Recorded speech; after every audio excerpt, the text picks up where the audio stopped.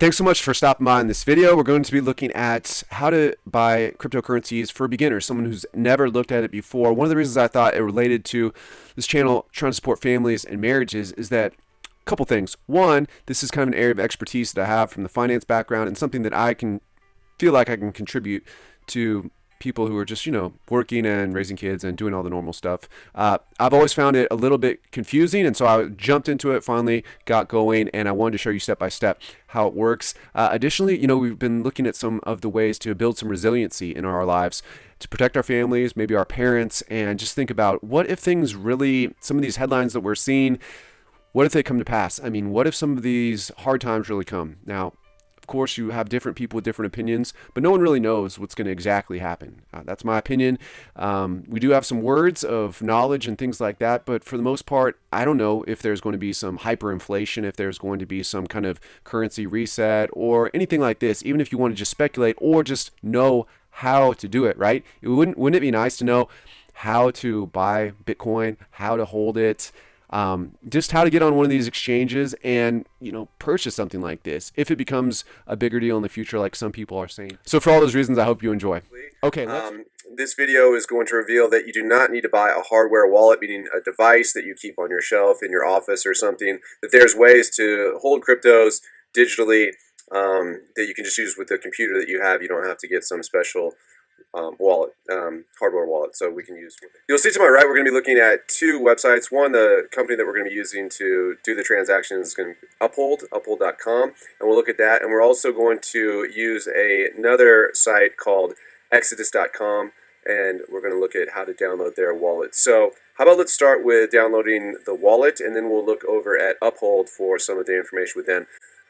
Before you jump into it, if you're going to sit down and try to do this with me, you're going to need the following things. You're going to need a legal government-issued identification card that has something like, a photo ID, your address, your name, your date of birth. You're going to need some way to transfer money into your dashboard, your account on Uphold. So that could either be a debit card, which could be, they only take two, MasterCard, Visa. You can't use American Express, Discover, some of these other ones. So, debit or credit card. You can move money in there on credit. So, but again, it has to be Visa or MasterCard. Okay, so government ID, check. The payment method, if you're going to use a card, you can also use a bank account if you want to transfer money in. You can do that to link. You're also going to want to have on your app an authenticator, like Google Authenticator or some authentication, because they're going to have two-step verification on your identity because this is your money and they want to make sure that it's really you. So you're going to also be giving them your phone number and an email address of your choosing. So these are all things to think about ahead of time. Realize that this is a financial activity that does bear consequences on the taxes that you will pay. So they're going to need to be able to find out where should they send these forms to you, and also whatever they need to do on the regulatory side with the IRS. Okay, so those are all things to keep in mind. So if you have those things, let's get to the business of downloading this wallet first of all. I'm going to shrink that down. So we're here still, exodus.com/download, and they have two different ways you can do it. You can either do the desktop or the mobile. I did the desktop, but I'm sure the mobile is very similar. When it comes to the desktop, they have a special button here if you have a new M1 Mac. I do not, but if you do, that's something to know about, a little separate kind of thing. Otherwise, it's pretty standard. Either you run Windows 64-bit, there's a download link here, or you're using standard Mac, download the Mac app.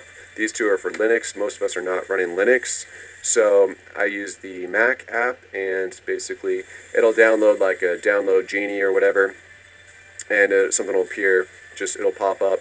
You'll basically bring up a little box where it'll have this Exodus icon. That's the icon that we're going to be using. It's like it's just another program that's going to be on, just like Firefox or Google or WhatsApp or whatever.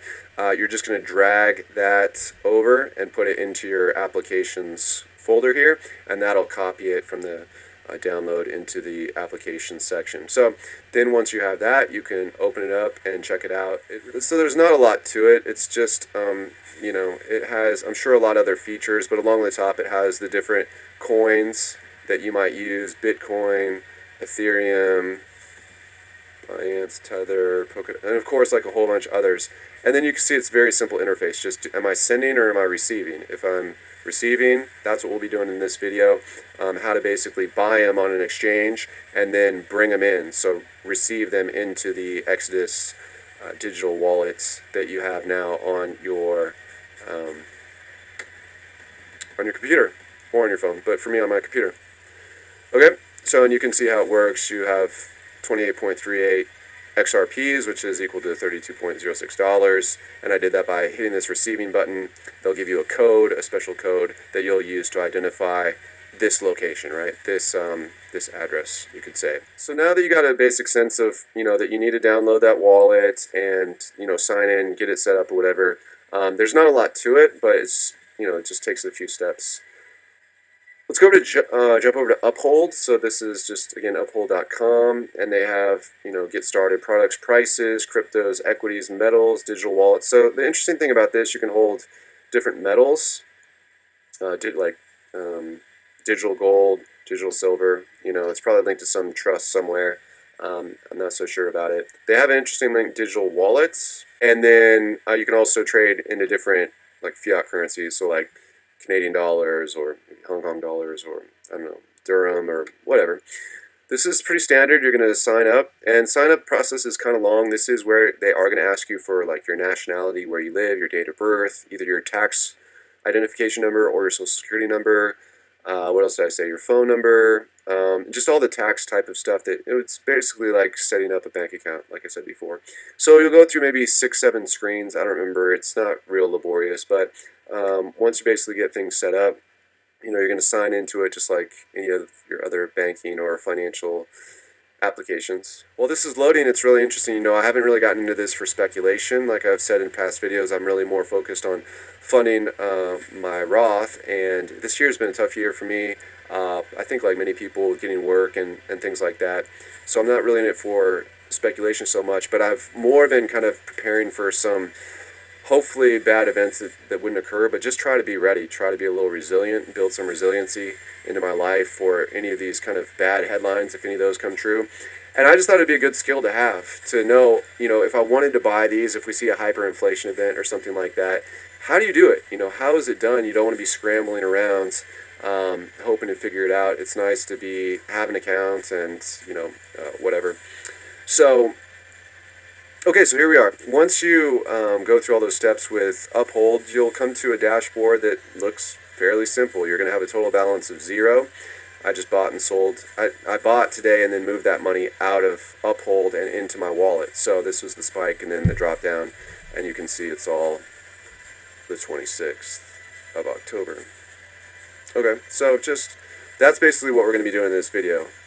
Buying on this platform, moving those coins out of this platform and onto the wallet. Why onto the wallet? Well, apparently the deal is if you hold these coins inside of these dashboards, the companies basically own them. They hold the transaction keys is what it's called. And so they are really, when push comes to shove, it's kind of like giving a car dealer, your money, going home with the car, but they keep the title. No, you want the title and the car, right? You want both. So that's the best kind of way I can think to describe why would we want to offload these out of here onto a digital wallet.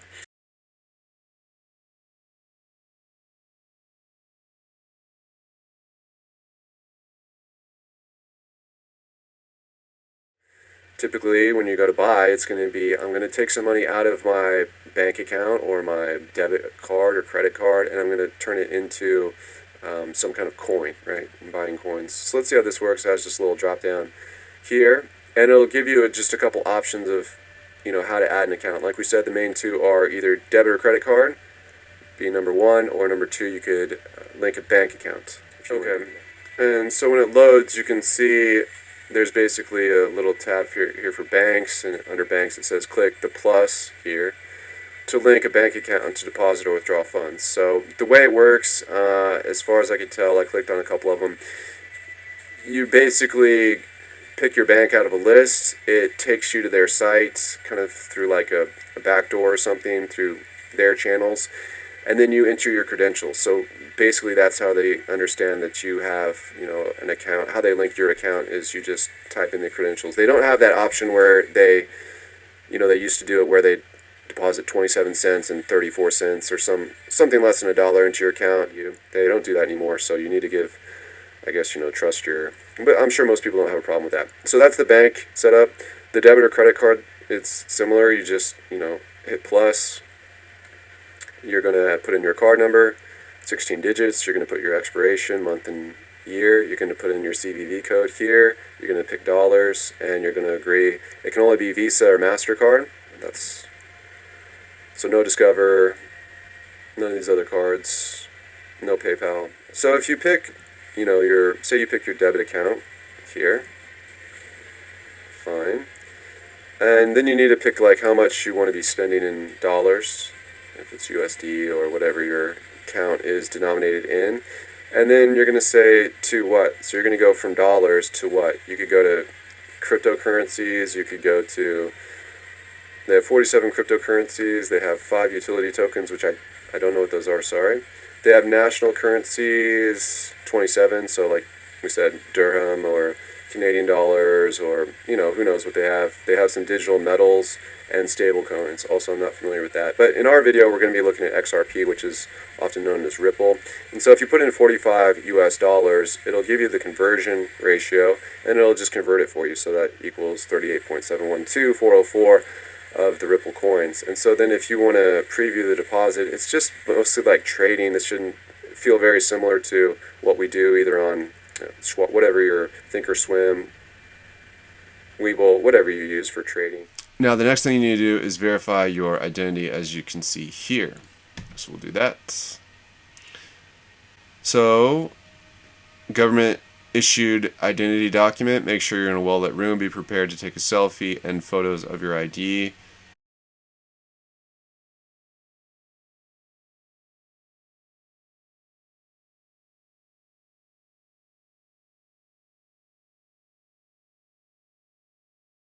So basically, it'll just go to your phone. It'll take you to the site.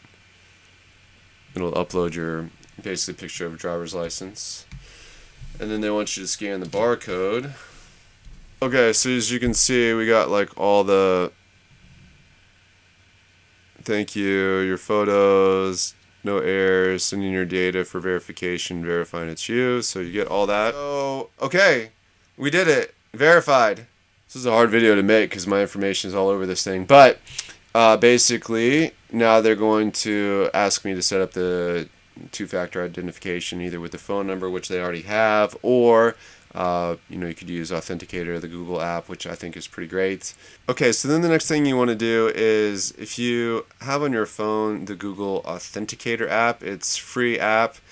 What it basically does is so it'll just look something like this. It'll just have like a number of different codes, and above each code it'll have like the name of what it goes to, like your email or your, I don't know, Patreon or whatever. So there'll be one for this.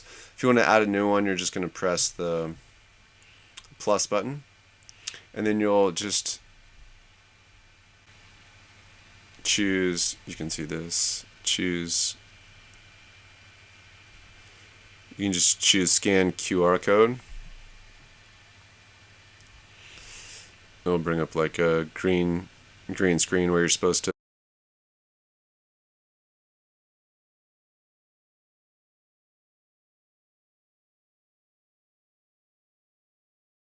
put the code. So just put the code in here, the one you see on the screen here, just put that in the box and it'll work. And what it'll do, it'll say enter the 6-digit code generated by your Authenticator app. So all you're going to do is go down and look at the one. This will scan in as Uphold with the email address that you used, and you can just put in, this is going to expire, so it's no problem. It's just a one-time random number generated code. Okay, and then so that's it. Two-step verification is enabled. You can just press done. You're finished with that. It'll give you a code. You can do not lose this code, store it in a safe place. If you lose this code, you may not be able to access your account or withdraw funds later. So you want to keep that. The Authenticator is nice. So that should be the last step. Once you confirm the deposit, you'll see the uptick here from 0, your total balance will go to whatever this is, 38.52 coins.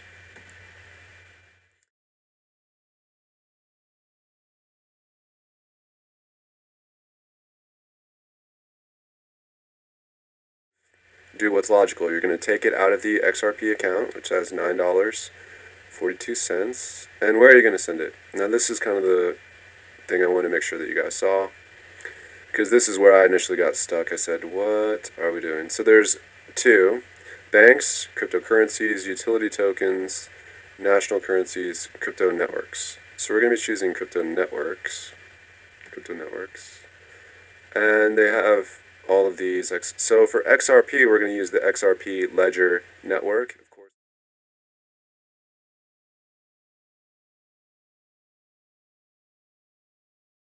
But XRP is the 6th biggest cryptocurrency in the world by market cap. So you can see how we have this set up. It's coming out of the XRP account on Uphold, and it's going into this XRP ledger. Now it's going to ask us, what do you want to do? You want to do 25% of your holding, 50, 75%, or use max? So because the idea is to never hold any of your money really on this platform and move everything over to the wallet, we'll just go use max. And so these two numbers will match when you do use max. And then you do preview withdrawal. And this is where it's asking for your XRP address. And I knew that at some point there had to be some connection between this website and that wallet we had. And this is the connector between the two. Where you find your code is under this receive button. So I'm going to move this over here because I don't want the whole world to know what my code is. But I'm going to press this receive button. And under here there's you can see a QR code which you could use. You can email this address, you can view on blockchain. I don't really know what those do, but you're going to have a multi-digit code here. Okay? So you want to copy that. And then go back over and just paste it in there. And then just read if you're confused. The destination tag is optional to send what that code is, but it's basically going from the XRP account to the XRP Ledger network. The settlement is immediate, and it tells you how many you're going to be moving. So you're going to confirm. So currently I have 28.38. So if I add an additional 8, it should go up to like 36, maybe 37. So we'll see if it changes here. 6-digit code Authenticator on your phone. So you have to go to your phone, open the Google or the Authenticator app. They'll give you a code that you need to enter in here.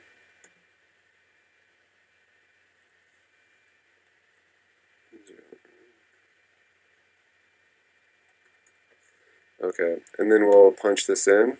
Oh, I didn't do it right.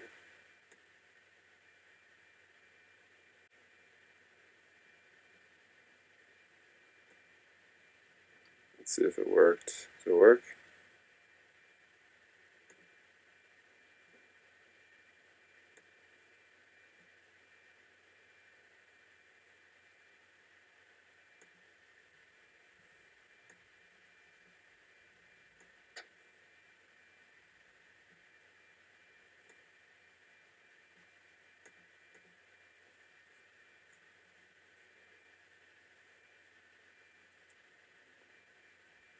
Received 36. So you see, without any edits in there, it makes a little noise. And so anyways, so that's, I mean, basically how it works. And then obviously, like, if you wanted to reverse the process, you'd send it, let's see how you send it back. Send to XRP address. So then to undo it, you'd go from, I want to take it out of the Ledger network.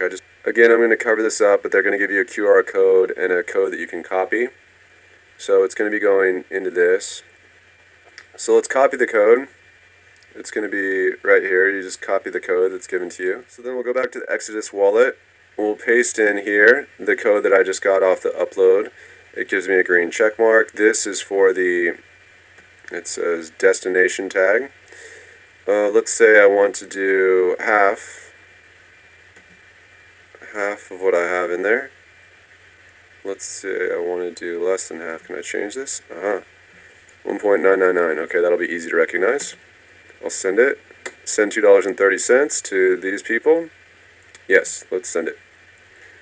Sending without destination tag. The transaction is being sent without destination tag. Some exchanges and wallets require destination tag.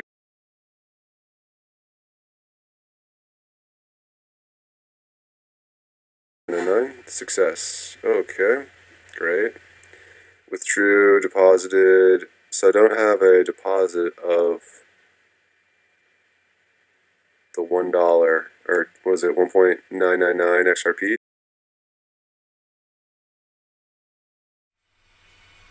Okay, so I wanted to try to help you learn from my mistakes because I think maybe I lost 2 of these Ripple tokens by not doing this correctly. So I've looked, I still haven't seen it deposited. So we'll know if it deposits, we'll try again. And if it deposits right away, we'll know that I definitely did it wrong before and it's not like it just has a slow transfer rate. So I'm back here at the wallet, right? And so I'm going to try to get rid of these and just have 34 only. So we'll try to transfer just the 0.973492. So we want to send it. Now, so last time I didn't use the destination tag, and I don't know if maybe that was the problem. It does say it's recommended. So let's try to do it. So here's how you want to do it. You want to go to transact. You want to go from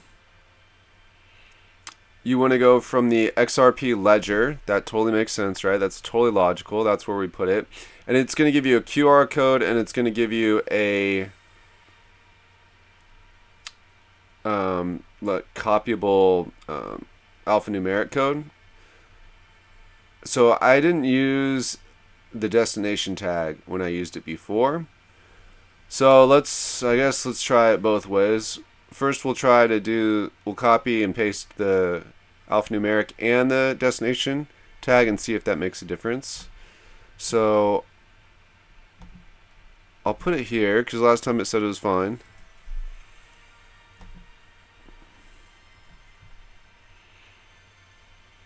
Oops.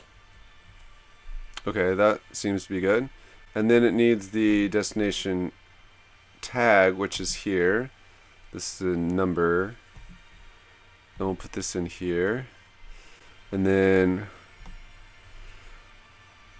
okay, so what I did is I copied the code in, the alphanumeric code, and it gave me the check mark like before. But this time I also put in this tag, reference tag, which it says recommended, and maybe that's important. So then I'm going to put 0.97, I forgot all the numbers. Oh, I can see them barely. 3492, that's weird. 3492. It's transparent. Okay, and let's see if that works. So I'm sending $1.09 US. So let's send it. Don't want to send it like this to this address. Yes. Let's say yes. It's sending. It's doing these little things. And success. Whoosh. Yeah, but it did that before. And who knows where my money went. So let's see. Let's see. Okay. And then we'll try it again. But this time we're going to use... Did this drop? It did drop. It took a little bit more than I wanted it to. But that's fine. Because I guess there's some service fees or something. Let's try it again, but this time they have a code. I mean, it says scan from desktop or scan from camera. So what's going to happen is when you push this, it's going to bring up like a little QR reader, and it should read this. So hopefully it does. We'll click it, scan from desktop. It'll bring up this reader here. It's kind of cool if I get my picture out of the way. Scan QR code. Oh, see, it did it. It saw it and it did it. And then let's do 2.5 XRPs. Okay, using that code. But I think it just put in the same. So I'll keep that covered because I still don't know if that's important or if it's like giving out your credit card number. I guess it is. But it still didn't put in a tag even though it did read the code. And I'll send, and then we'll send that. So 279. We'll send that. Okay. No, let's add a destination tag. Let's go back to the thing. It gave me a destination tag. We'll copy that. So put the destination tag here in the destination area. Paste it in. We'll send that $2.79. So we did $1.09 the first time doing it manually. The second time we used the QR code, we're doing $2.79 equal to 250 XRP, 2.5 XRPs. Hopefully it'll give us the whoosh. Okay, there's another whoosh. Great. Total balance $3.87. Ah, this is good. So this time it worked. Using the destination codes are very important. So here you can see we just did this and it happened right away. We got the $1.09 equivalent and this equivalent. But basically whatever I sent before, I sent 1.999 Ripple coins or Ripple tokens. I think they're just gone because I didn't use the destination code. So this was the manual one, just copying the alphanumeric code and using the destination code, and it worked. And this was using the QR scanner and also putting in the destination code, and that worked. So do whichever one you want, but you can see that's how you want to bring it from the XRP ledger network back into the accounts. And the $1.09 plus the 279 minus whatever of 387. So no problem. That's basically how you get your money off of your wallet back into this Uphold account, and then you can convert it back to dollars. Hey, thanks so much for checking out this video. I hope you found it encouraging and informational. If it was helpful, please hit the like button if you did like it. If you didn't and you had some constructive criticism, I'm more than happy to receive that. Just drop it in the comment section. Anyways, thanks so much. Stay safe out there. We'll talk to you next time.